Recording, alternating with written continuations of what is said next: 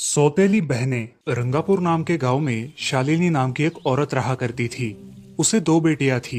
एक का नाम था शिवानी और दूसरी का सुहानी। शिवानी जब छोटी थी तब उसकी माँ गुजर गई थी, जिसके कारण उसके पिता रघु ने दूसरी शादी कर ली। मगर उनका भी कुछ सालों में बीमारी की वजह से देहांत हो गया और इसी वजह से शिवानी के मन में उसकी माँ और बहन के प्रति प्रेम उत्पन्न नहीं हो पाया। शिवानी और सुहानी में हमेशा झगड़ा हुआ करता था। दोनों भी बहनें एक दूसरे से कभी प्यार से बात नहीं करती थी। शालिनी ये सब देख बड़ी चिंता में रहा करती थी। ऐसे ही एक दिन, शिवानी सुहानी, चलो आ जाओ, खाना खा लो। हाँ माँ, आई। हाँ माँ, मैं भी आई। ऐसा कहकर दोनों बेटियां वहां आ जाती है और देखती है तो उनकी माँ ने उन दोनों के लिए गाजर का हलवा बनाया था।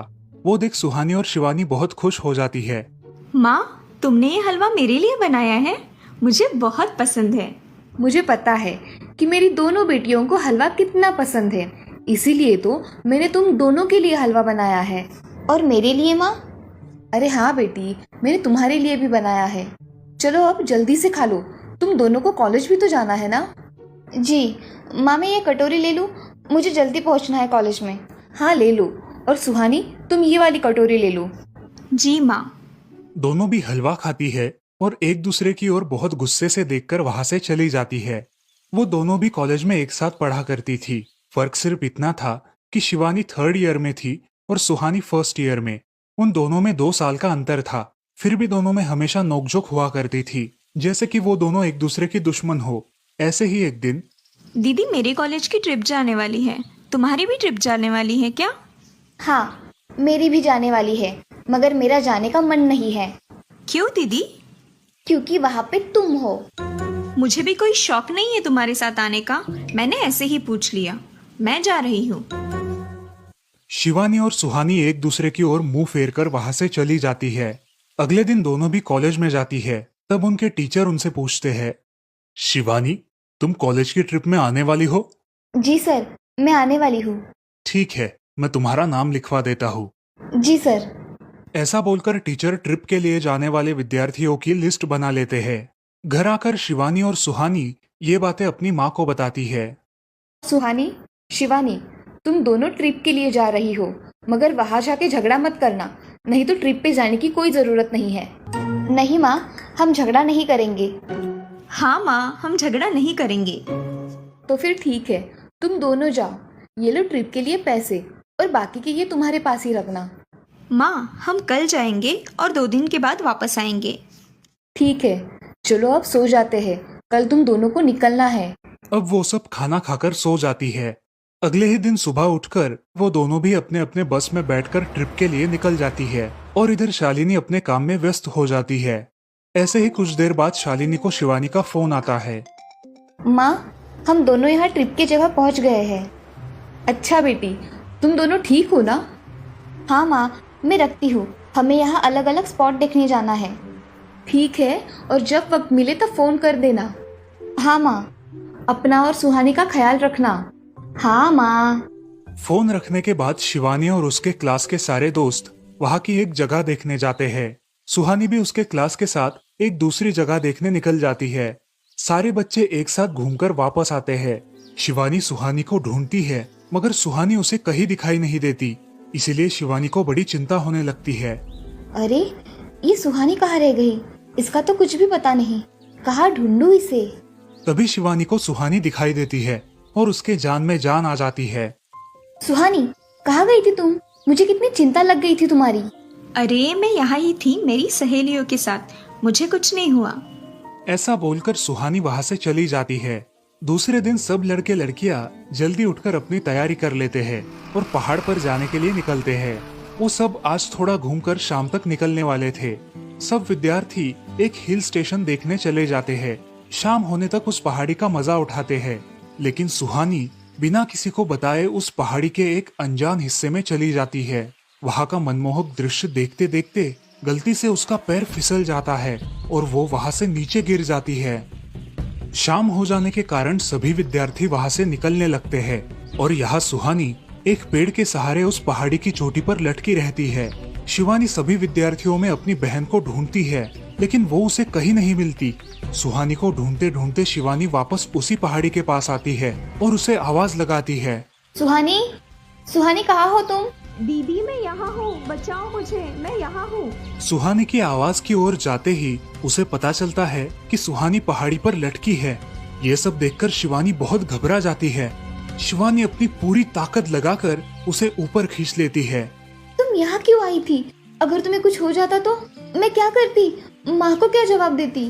दीदी मेरा पैर फिसल कर मैं वहाँ गिर गई। मैंने बहुत आवाज दी मगर मेरी आवाज किसी ने नहीं सुनी। तुम ढूंढती हुई आई और मुझे बचा लिया। तुम दुनिया की बेस्ट दीदी हो। हाँ सुहानी, चलो अब घर जाने के लिए देर हो जाएगी, बस निकल जाएगी। सुहानी को ऊपर खींचते वक्त शिवानी के हाथ पर बहुत सारे जख्म हो गए थे, इसीलिए सुहानी अपनी ओढ़नी फाड़कर उसके हाथ पे बांध देती है और अब वो दोनों बस के पास चले जाते हैं। क्या हुआ है शिवानी, हाथ से खून बह रहा है तुम्हारे? कुछ नहीं सर, मैं वहाँ पे गिर गई थी, अब मैं ठीक हूँ। टीचर और सारे छात्र गाड़ी में बैठकर घर जाने के लिए निकलते हैं। घर आने के बाद शिवानी सारी हकीकत अपनी माँ को बताती है और वो सब सुनकर माँ दोनों को गले लगाकर रोने लगती है।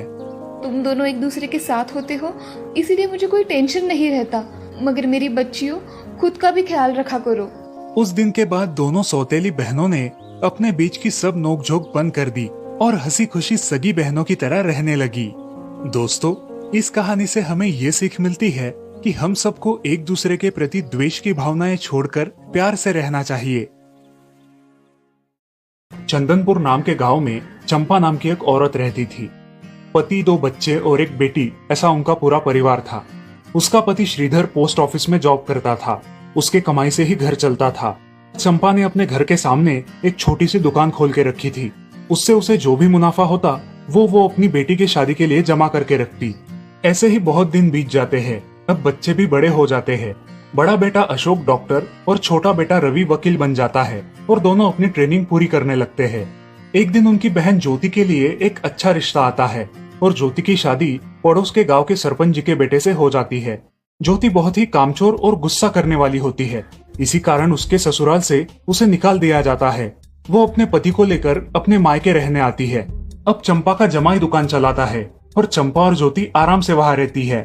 अरे ज्योति, जरा अपने कामचोर पति को कुछ काम करना क्यों नहीं सिखाती हो? कुछ काम का नहीं है वो। अरे हाँ माँ, उनके पिताजी ने तो उन्हें ही घर से निकाल दिया और हमारे माथे मर दिया। जाने दो, पति है। माँ और बेटी इसी तरह तानेबाजी करती रहती। अब बड़े बेटे अशोक की शादी उन्हीं के गांव के एक लड़की से करा दी गई, लेकिन उस लड़की से भी चंपा बहुत काम करवाती और वो बेचारी सासू माँ का आदर करके सब काम चुपचाप करती थी। एक दिन वो काम करके थक गई और एक जगह पर बैठ गई। ए कामचोर कमला, इतना सारा काम पड़ा है घर में, क्या वो तुम्हारा बाप आके करेगा? चलो उठ, काम कर। हाँ हाँ माँ जी, करती हूँ। ऐसा कह के कमला अपने काम पर लग जाती है और सारा काम खत्म कर देती है। चंपा अपने बेटे अशोक से घर आने के बाद चुगलियां किया करती थी। अशोक घर आकर कमला को बहुत भला बुरा कहता और कभी कभी तो उस पर हाथ भी उठाया करता था। ये सब रवि देखा करता था और रवि को बहुत बुरा लगता था। अशोक मारने आता तो रवि बीच में पड़ जाता और माँ बाप को डांटता था और वही झगड़ा खत्म हो जाता था। ऐसा बहुत दिन चलता रहा। रवि को रंजना नाम की एक लड़की बहुत पसंद थी, जो कि एक न्यूज रिपोर्टर थी। क्या तुम मुझसे शादी करोगी? मुझे तुम बहुत पसंद हो। हाँ, मगर रवि, तुम्हारे घर में तुम्हारी माँ का बर्ताव मुझे बिल्कुल पसंद नहीं है, इसीलिए पहले तुम इसका कोई हल निकालो। अरे रंजना, मैं हूँ ना तुम्हारे साथ, तुम्हें टेंशन की क्या बात है? मगर रवि, तुम भी अगर मुझे मारने पीटने लगे तो मैं तुम्हें कोर्ट में खींचूंगी। अरे हाँ बिल्कुल, वो तो तुम्हारा अधिकार है। अगले दिन रवि अपने घर में रंजना के बारे में बताता है। रवि की माँ चंपा उसे साफ मना कर देती है। रवि, तुम्हें कुछ समझ आता है या नहीं? अपनी बिरादरी की लड़की से शादी करो बेटा। इस घर में ये आखिरी शादी है और मेरे भी कुछ अरमान है बेटा। अजय, आप कुछ कहते क्यों नहीं? हाँ बेटा, तुम्हारी माँ सही कह रही है, तुम इसकी बात मान जाओ बेटा। नहीं पापा, मैं शादी करूंगा तो सिर्फ रंजना से, वरना मैं शादी नहीं करूंगा। सब चुप हो जाते हैं। अगले दिन रवि मंदिर से शादी करके घर आता है। सब अचरज से रवि की ओर देखते हैं और चुपचाप अपने कमरे में चले जाते हैं। कमला उन दोनों का स्वागत करती है और वो दोनों अपने कमरे में जाते हैं। कैसे लगा मेरा घर? अच्छा है, मगर सब मिलजुल के रहे तो और भी अच्छा होगा। रंजना, तुम्हें मेरी माँ को सबक सिखाना होगा, तभी घर के सारे सदस्य ठीक हो जाएंगे। ठीक है रवि, जैसा तुम चाहो। अगले दिन रंजना अपने घर के मंदिर में पूजा करने जाती है। तभी रुको, मेरे भगवान के मंदिर में तुम मत आओ, जाओ यहाँ से। ये कहकर सास रंजना को वहां से भगा देती है और घर के किसी भी काम को करने से मना कर देती है। तब क्या माँ जी, आज से मैं इस घर की बहू हूँ। इस घर पे मेरा भी उतना ही अधिकार है जितना कि आपका। क्या बोल क्या रही हो? निकल जाओ मेरे घर से। खबरदार अगर हाथ भी लगाया तो। पता है ना, मैं न्यूज रिपोर्टर हूँ। रातों रात खबर छाप दूंगी और कोर्ट के चक्कर लगेंगे वो अलग, समझिए आप। सास चुपचाप देखने लगी और उसकी बेटी और ससुर भी देखते ही रह गए। रंजना ने कमला से कहा, दीदी मुझे आपसे काम है, आप मेरे कमरे में आइए। और हाँ, आज से खाना ज्योति दीदी आप बनाएंगी। अरे माँ, तुम कुछ बोल क्यों नहीं रही हो? ये मुझे काम करने को बोल रही है। अजी सुनते हो, चलो मेरी मदद करो। हाँ आता हूँ। ज्योति किचन का काम करने चली गई और सास बाहर का काम करने लगी। रंजना कमला को लेकर अपने कमरे में गई और उससे कहा, कमला दीदी, आप कुछ कहते क्यों नहीं? आप चुपचाप सह लेती हो, उसका ये नतीजा है। अब देखो दीदी कैसे काम कर रही है। आप कुछ काम करती थी क्या शादी के पहले? नहीं रंजना, मगर अब घर से ही अपना खुद का कुछ व्यवसाय शुरू करने का सोच रही हूँ। बहुत अच्छे दीदी, अब आप किसी से मत डरिए, हम हैं आपके साथ। सच में किसी के साथ होने का कितना महत्व होता है। अब उसकी सासू माँ ही घर के सारे काम करने लगी थी और ज्योति को काम करवाने की वजह से ज्योति भी अपने ससुराल जाने की सोच रही थी। अजी, यहाँ तो काम वाली से भी ज्यादा बुरी हालत हमारी हो गई है। चलो हम हमारे घर चलते हैं, सब है हमारे यहाँ। अरे रे, आप कहाँ चली? अभी भी काम बाकी है। ज्योति का पति रंजना से धन्यवाद कहता है और ज्योति को लेकर अपने घर चला जाता है। अब सासू माँ एक दिन पूरा काम करके इतना थक जाती है कि उसके बदन में बहुत दर्द होने लगता है। तब दोनों बहू सास के पास चली आती है और एक बहू सास के पैर दबाती है तो दूसरी बहू सर दबाती है। सासू माँ उठकर रोने लगती है। मुझे माफ कर दो मेरी बेटियों, अब से कभी ये गलती नहीं होगी। सास को उसके किए पर पछतावा होता है और ये देखकर घर के सभी सदस्य बहुत खुश हो जाते हैं। रवि और रंजना भी बहुत खुश होते हैं। वाह बहू, जो आज तक नहीं हुआ वो तुमने करके दिखाया। बहू हो तो ऐसी। रंजना अपने बर्ताव के बदले माफी मांगती है और अब सब लोग खुशी खुशी रहने लगते हैं। तो दोस्तों, इस कहानी से हमें ये सीख मिलती है कि हम सब मिलके परिवार बनता है और हम सब परिवार का महत्वपूर्ण अंग होते हैं। परिवार के काम मिल बांट कर करना ये हमारी वैयक्तिक जिम्मेदारी है।